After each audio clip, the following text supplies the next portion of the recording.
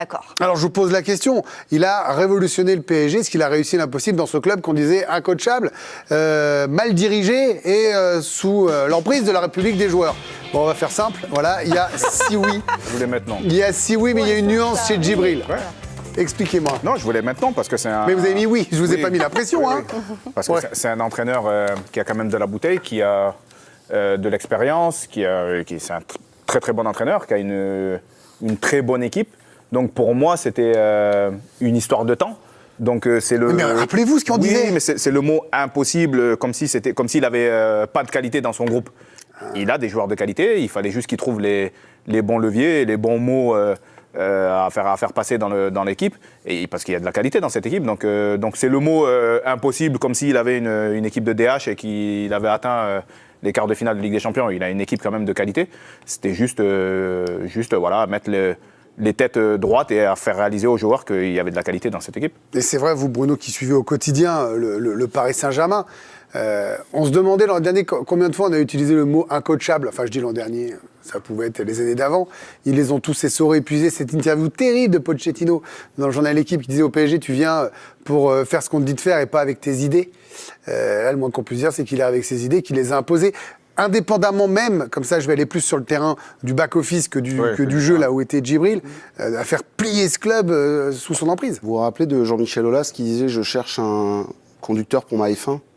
C'était un peu ça, en fait, ce qui se passait au Paris Saint-Germain, c'est qu'on mettait des entraîneurs, mais qui étaient quelquefois... Prenons l'exemple d'Unai Emery. Unai Emery, c'est un entraîneur qui était capé, qui venait d'Espagne, qui avait déjà un parcours européen, mais il n'avait jamais entraîné un grand club. Là, en fait, Luis Enrique, il est arrivé sur le côté... Moi, j'ai l'habitude. J'ai fait le FC Barcelone, j'ai gagné. J'ai pas besoin de... Voilà, je vais pas me mettre à genoux pour avoir le Paris Saint-Germain. Et en plus, on lui a donné une chose qui est très importante. On lui a donné de la liberté. Ce qui n'est pas forcément donné à tout le monde au Paris Saint-Germain. Et en plus, le binôme avec Luis Campos, parce que... C'est pas gagné au départ non plus. Beaucoup tombent sur Luis Campos, sur sa première année peut-être avec Luis Enrique, mais sur la deuxième année, les recrutements, Pacho, c'est demandé par Luis Enrique, Luis Campos lui apporte, etc., etc. Donc en fait... Neves, Doué, etc. Donc en gros, il y a des binômes qui marchent. Quand Antero Henrique ne pouvait pas se saquer un Unai Emery, ou un Thomas Tuchel, quand Leonardo venait mettre le bazar aussi avec ses entraîneurs, là en fait, on a un entraîneur qui peut travailler, le président... On lui a dit juste de présider, d'arrêter de donner des objectifs. C'est lui qui fixe les objectifs. Et il a coupé son portable, l'accès aux joueurs ou pas, Nasser Al-Khelaifi? En tout cas, il le fait un peu moins. Et je pense que s'il venait à trop le faire, Luis Enrique n'apprécierait pas et lui dirait. Donc c'est assez révolutionnaire, alors. C'est assez révolutionnaire, effectivement. Et c'est pour ça qu'en fait, Luis Enrique est l'un des premiers entraîneurs à être tranquille, entre guillemets, pour travailler au Paris Saint-Germain. Souvenez-vous, lors de son arrivée, c'était en juillet 2023, le discours de Nasser Al-Khelaifi était clair. C'était un discours aussi qu'il avait adressé aux joueurs. Il est important de vous dire que le coach a le pouvoir de faire ce qu'il veut. C'est lui qui décide. Nous sommes tous dans la même direction, avec Luis Enrique, Luis Campos et le staff. Nous entrons dans une nouvelle ère, avec une nouvelle mentalité, un nouvel état d'esprit. Déjà, c'était des mots forts. Et la révolution, on peut parler de révolution de Luis Enrique. Eh bien, on parle de quoi? On parle évidemment d'un jeu offensif. Il en a parlé dès son arrivée, depuis longtemps.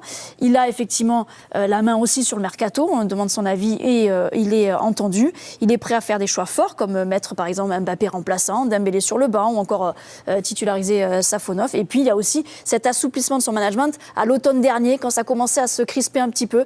Il a réussi aussi à avoir un discours plus proche des joueurs.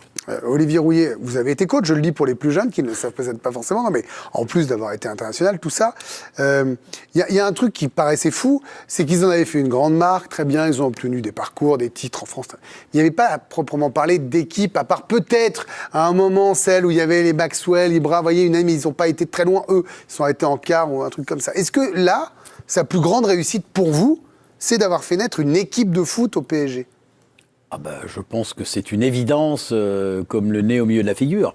Je pense qu'on a tous de la sympathie, je le pense sincèrement, au PSG, parce qu'enfin, on voit une équipe qui réagit, qui agit et qui réagit. Et qui court. On voit des gamins qui sont sur le terrain, qui, lorsqu'ils perdent le ballon, le seul objectif, c'est de tout de suite enchaîner pour le repiquer à l'adversaire. Mais ça, on ne l'a jamais vu au PSG. Alors, moi, je veux bien que le président soit calmé et tout ce qu'on veut. Ça, c'est une évidence. Mais quand même, Luis Enrique, j'ai écouté, pourtant j'écoute pas souvent les émissions de radio, je peux vous assurer. Mais j'ai entendu, pas bien, ça faut écouter la radio. J'ai entendu Emmanuel Petit qui disait hier soir, on devrait s'excuser auprès de Luis Enrique, parce que c'est vrai qu'on l'a tous démonté, il faut être clair. Et notamment, c'est vrai que le titre de l'équipe qui était le déclassement. Mais c'était factuel. 26e quand vous êtes le PSG, c'est un déclassement. Mais je suis totalement. C'est pas pour défendre les copains, mais en novembre, c'est ça. Greg, j'étais le premier à aller dans ce sens-là, il n'y a aucun problème. Ouais. Mais quand on voit tout le travail qui a été fait, quand même, ce qui nous a agacé surtout, c'est de voir Luis Enrique dans ses conférences de presse quelquefois nous prendre pour des imbéciles. Ah oui. Il faut être clair. Mais avec lui derrière, l'idée qu'il avait derrière la tête, le travail qu'il a réussi à faire, et surtout, moi, c'est là où je suis admiratif de son travail, c'est comment il est rentré dans l'esprit des joueurs pour leur faire comprendre que c'était la seule manière pour y arriver. Et là, ils sont en train de nous faire une démonstration. Alors, je ne sais pas si ça va aller au bout, mais en tout cas, dans l'instant T, ce qu'on voit... Ça, c'est encore autre chose, effectivement. La Gagné, c'est encore autre chose. Dans l'instant T, ce qu'on voit, c'est quand même une équipe, une véritable équipe. Les Anglais le disent, ils sont tous étonnés, mais c'est une véritable équipe, et une équipe qui est magnifique à regarder. J'aurais jamais pensé parler comme ça du PSG, je peux vous le dire. Vous n'êtes pas le seul depuis l'année. Je suis fier de toi. Je suis fier de toi. Attendez, ils se font leur petit câlin. La différence entre lui et peut-être les autres précédents coachs, c'est que lui, il est plus dans le management, plus dans le meneur d'hommes et dans le...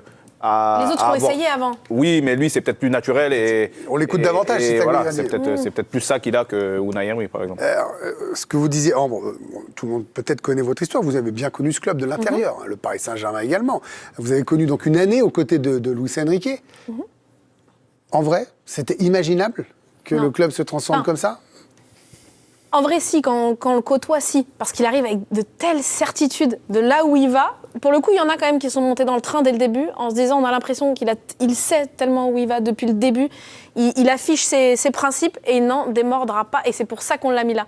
Et là où c'est très fort, c'est vrai.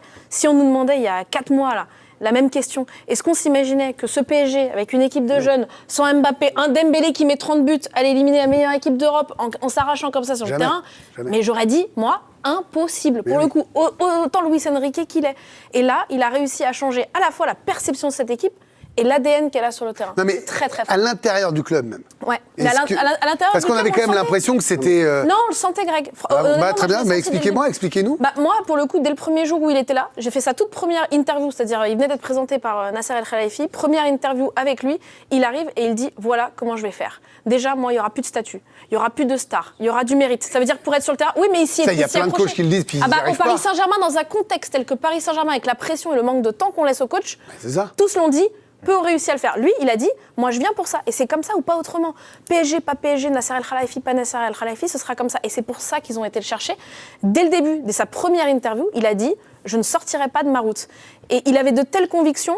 Et ses joueurs, et c'est pareil à l'entraînement, quand il va à Arsenal et qu'il se passe d'Ousmane Dembélé, quand on voit la dimension qu'il a pris aujourd'hui, on comprend désormais les choix que Luis Enrique a fait. Mais lui, il a compris avant nous tous. Mais c'est vrai que c'est vrai que typiquement, ce genre d'écart là, Arsenal, c'était le genre de truc qui mettait le feu aux poudres au PSG. Et les années d'avant, c'était la crise de novembre. Vous y étiez sur votre star. Et tu as vu la photo d'Ousmane Dembélé en train d'embrasser Luis Enrique à Liverpool, et d'être dans ses bras et en gros lui dire merci. Rien que dans le regard, tu sens que merci de nous avoir emmenés là. J'aimerais qu'Olivier et Djibril nous expliquent la confiance qu'il peut y avoir entre un joueur et un coach. Moi, ça m'intéresse. Vous avez évidemment des relations très fortes, notamment avec Giroud, voilà, ce genre de choses. Vous aussi, Olivier, vous avez connu des coachs ou des joueurs quand vous étiez coach.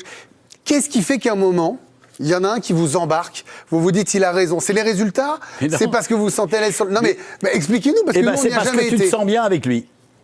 C'est tout ça. En tout cas, en ce qui me concerne, moi, mon premier entraîneur qui s'appelait Monsieur Rodin, tu te sens bien avec. Tu comprends. Tu comprends ce qu'il te dit. On voit la vision. Tu comprends le message qu'il te fait passer. Tu comprends, comment te dire, comment psychologiquement il t'emmène quand tu as 18 ans et que tu dois, et il t'aide, et il te soutient, et il te laisse pas tomber. Ce qu'on voit pas, nous, en tant que journalistes ou suiveurs. Vous sentez pas ça comme nous, on le sent, parce que nous, on le vit au quotidien, on le vit tous les jours. On le vit quand le mec, il te chope, le coach, pardon, il te chope juste avant de commencer l'entrée. Il dit pas grand-chose. Il dit, Olivier, j'ai confiance en toi, ou un truc comme ça. Et hop. Mais ça veut dire qu'il y a beaucoup de travail comme ça fait au quotidien. Quand il dit l'entraînement me dit beaucoup, c'est vrai. Oui, parce que le grand public voit voient le match du samedi, 90 minutes, et ils ne savent pas ce qui se passe la semaine. Moi, je suis impliqué maintenant de plus en plus avec la JOCR, et je peux vous dire que c'est un travail humain aussi. J'ai mes joueurs au téléphone, quand je les vois, on ne parle pas que de foot, on essaye que l'homme autour du joueur soit bien. Et en général, il te le rend sur le terrain. Et c'est comme Olivier le dit, tu te sens bien avec ton coach. Moi, Giroud, tactiquement, c'est pas le meilleur coach que j'ai eu de loin. Hein. Mais c'était le